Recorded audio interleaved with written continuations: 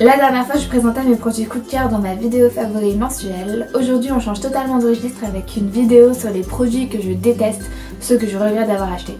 Ils étaient là, entassés dans un coin depuis très longtemps pour certains et je me suis dit qu'il était temps de s'en débarrasser et de faire peau neuve, de les jeter en leur mettant un petit taquet derrière la tête. Parlons peu, parlons bien et commençons par cette petite merveille, le Damages Reverse Dojon. Quand je l'ai trouvé dans un bac spécial solde de chez Sephora, je me suis dit oh trop bien, mes pointes en ont grave besoin, ce produit va les sauver puisqu'il s'agit d'un sérum capillaire restructurant qui répare et maîtrise les mèches rebelles. J'étais un brin trop optimiste. Ce truc n'a pas réparé mes pointes mais au contraire ça les a asséchées comme pas possible. J'aurais pu les couper et les proposer comme accessoires de western. Comme vous savez quand il y a un duel entre deux cow-boys, il y a toujours une espèce de pelote de paille, un fétu de paille qui bouge entre les deux. Ça, c'était mes cheveux. Ouais. Après 2 semaines d'utilisation, ce petit élixir a fini dans un coin et maintenant il va finir à la poubelle. Dans la famille Je suis une catastrophe pour tes cheveux, je demande l'Oro Fluido Super Shine Light Spray, censé faire briller tes cheveux. Parce que quand t'as les cheveux en mauvais état, ternes, un peu abîmés, c'est très utile d'avoir ce genre de produit pour cacher la misère. Il y en a un très bien de la marque Redken qui s'appelle le Shine Flash. On dirait un exercice de diction le truc. Shine Flash, Shine Flash. Bien sûr on l'utilise pas tous les jours parce que à la longue ça finit par abîmer tes cheveux. Mais c'est très utile pour ce qu'on appelle le Bad Hair Day. C'est très utile, sauf si tu prends celui-ci, qui en 3 utilisations, grand max, a ruiné tes cheveux. Pas seulement les pointes, hein, mais aussi toutes les longueurs. Oui, c'est possible. C'est un vrai cauchemar, alors que ce produit c'est de la marque Oro Fluido, donc de la marque Revlon. Tu t'attends quand même à un peu de qualité, mais en fait pas du tout. Donc j'étais super déçue. Qu'un produit ne fonctionne pas c'est une chose, mais qu'il aggrave la situation c'en est carrément une autre. En parlant de produits qui ne fonctionnent pas, voici le déodorant Roll-On anti-transpirant, post-épilation et anti-repousse de poils de la marque Academy. Je ne vais pas juger l'aspect anti-repousse pour la simple bonne raison qu'après une semaine d'utilisation, le Roll-On a séché.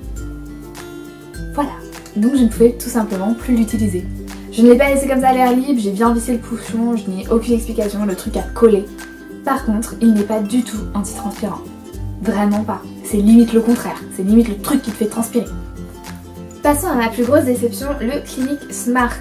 J'en avais beaucoup entendu parler sur les blogs, les réseaux sociaux, les vidéos YouTube. Et quand je l'ai vu en solde chez Sephora, je me suis dit que c'était le moment de l'acheter parce qu'il avait l'air vraiment super. J'ai vu concentré réparateur, action sur mesure et bim. Je me suis dit un produit de beauté gadget c'est trop bien. Non c'est pas bien du tout. Donc je l'ai pris et en fait j'ai fait une bêtise. Et à cette époque j'avais pas de problème de peau, pas de boutons, de points noirs, j'avais juste des taches et des rides d'expression hyper marquées. Après 3 utilisations je commençais à bourgeonner au niveau des tempes. J'avais les pores super dilatés au niveau des joues alors qu'avant pas du tout. Voilà, il avait réveillé mon acné. J'ai arrêté de l'utiliser mais c'était trop tard. Mal été fait. J'avoue, mea culpa, que c'est pas uniquement de la faute du produit et que j'aurais dû savoir que ce n'était pas quelque chose pour moi. Mais je me suis fait avoir par la promesse et par le packaging. Il y a quand même écrit « Notre sérum intelligent s'adapte aux besoins spécifiques de votre peau et cible son action réparatrice ». Dans ma tête, ça voulait dire « Ok pour ta peau mixte ». Il répare visiblement les rides et les ridules. Donc c'est bon pour la ride que t'as sur le front et puis tes petites rides sur les joues. Trop bien. Corrige les taches, uniformise le teint, raffermit, redéfinit le contour du visage et relève l'éclat de votre peau. Plus que demande le peuple. Sauf que tout est faux et qu'en plus ça m'a apporté pas mal de problèmes. Donc, salut, tu ne me manqueras pas. Envie d'un look auto-bronzant ? J'ai le produit qu'il te faut. Il s'agit du push-up de teint fluide effet bonne mine d'Etam. Alors autant pour tout ce qui est pinceau, fard à paupières, mascara, j'aime bien le maquillage Etam, autant pour tout le reste, j'aime pas du tout, je trouve ça vraiment peur. Je me souviens avoir voulu acheter des nouveaux cushions pour les lèvres et quand j'ai vu le présentoir j'ai fait machine arrière parce que ça me dégoulinait de partout, ça tenait plus du rouge à lèvres liquide que du cushion, c'était dégoûtant. Je m'égare. Push-up de teint est un fluide à la texture fraîche et ultra légère qui donne à votre peau un effet bonne mine, ultra naturel. Je crois qu'on n'a pas la même définition du naturel. Pourquoi on l'aime ? Tout en transparence, il booste l'éclat de votre peau, unifie et illumine tout en lui donnant une jolie couleur fraîche.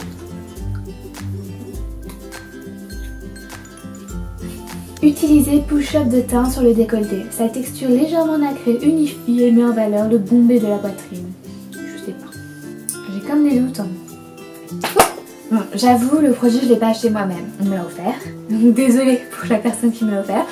Si tu passes par là, sache que c'est pas toi, c'est lui. En soi, la teinte 02 devrait convenir ou à la rigueur être trop claire, mais certainement pas trop foncé. Pour un fluide, je le trouve vachement opaque. Ensuite, je vois pas à quel moment l'orange sur l'ensemble du visage c'est devenu signe de bonne santé. J'ai pas compris, j'ai pas du tout compris cette volonté. Un blush orange sur certaines pauques, ok, mais sur l'ensemble du visage, je ne suis pas sûre, je valide pas le truc. En plus, je crois que le truc est périmé. Oui, 12 mois, ça fait plus de 12 mois qu'il est là. Ce fut bref, mais intense. On reste dans l'orange avec un truc que les blogueuses m'ont acheté, il s'agit du Baby Doll Kiss and Blush d'Yves Saint Laurent. Je vais pas m'attarder sur lui, j'aimais beaucoup la couleur en magasin, je l'ai acheté, je l'ai mis sur mes lèvres et j'ai détesté. C'était moche.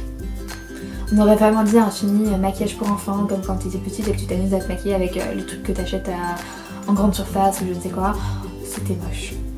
Et en blush, comment te dire, faut avoir du temps devant toi parce qu'il s'estompe pas facilement le machin. Faut avoir beaucoup de patience.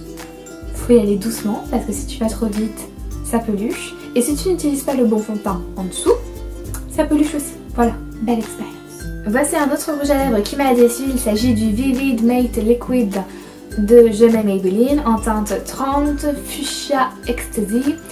Donc j'ai tout de suite adoré la couleur, j'étais fan, tout de suite, il me le fallait, je voulais celui-là. Il s'appliquait bien et puis je trouvais que pour un mat il était vachement fluide, il séchait pas trop, du moins c'est ce que je pensais au départ. Puis après peut-être 3-4 heures, j'ai ressenti comme une gêne. J'ai tenu puis après je ne tenais plus, il a fallu que j'aille le retirer en catastrophe et j'avais comme des brûlures sur un tiers de mes lèvres de chaque côté. J'ai pas pu mettre de rouge à lèvres pendant 15 jours tant que ça se répare. C'est très bizarre parce que je n'ai jamais fait d'allergie ou de réaction à quoi que ce soit, j'ai pas une peau sensible, sombre affaire. Nouvelle déception cheveux, il s'agit du shampoing sec et la poudre de perlimpinpin de chez Lush. En plus d'être hyper difficile à appliquer, il est encore plus difficile à estomper et il pue comme pas possible. Les pastilles pour la gorge au citron, à tel point qu'il couvre votre parfum et que un vrai shampoing s'impose. On dira ce qu'on voudra sur les aérosols, au moins ils sont pratiques et efficaces. Deux petits derniers pour la route. Il s'agit de la gamme stupéfiante de Kenzo, enfin l'eau démaquillante stupéfiante et l'eau exfoliante stupéfiante. Mais on s'en fout parce que l'un comme l'autre ne sert à rien. Le démaquillant ne démaquille pas, enfin en tout cas pas sans peine et pas totalement. Et l'eau exfoliante, eh ben j'ai pas du tout compris le nom, c'est de l'eau en fait. Ça mousse pas, il n'y a pas de grain, donc je ne vois pas le côté exfoliant de l'eau, il se passe pas grand chose. Et pour avoir passé un coton demi-micellaire juste après, ça nettoie pas vraiment. J'ai pas décelé la stupidité, J'ai pas décelé la subtilité, donc ça sent très bon, mais c'est pas efficace, donc ça sert à rien. Et en plus je crois qu'il y a du gingembre, je suis pas sûre mais il me semble qu'il y a du gingembre et c'est pas une très bonne idée pour moi qui ai des problèmes de peau. Faut éviter tout ce qui est excitant, les épices, le gingembre, la cannelle, ce genre de choses. Bon, j'ai bien craché mon venin, je suis contente. Cette vidéo est terminée, j'espère qu'elle t'a plu. Si c'est le cas, fais-le savoir. Si ce n'est pas le cas, fais-le savoir aussi. Et dans tous les cas, on se retrouve bientôt pour une prochaine vidéo.